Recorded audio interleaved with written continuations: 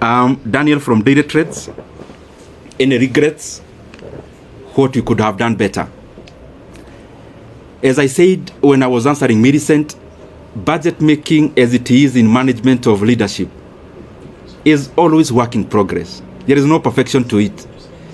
That's why even the most developed countries keep on having new leaders. Otherwise, they could have finished the work and say, sasa tumemaliza, there are no more leaders to be needed. So there is always working, it's always work in progress to reach where we are headed. He also asked about the regrets.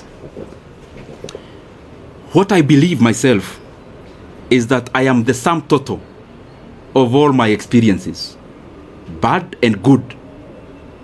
And if I want to remove any bad experience from my CV, that is, as a human being, then I am deserting to be who I am. Therefore, very rarely will I have regrets. What I'll have are lessons to do things better. Not about only doing, to treat people better. And if at some point you feel that you've been wronged, I always believe it's an opportunity for you to know how to treat people better when you are at a vantage point. And therefore, no much regret.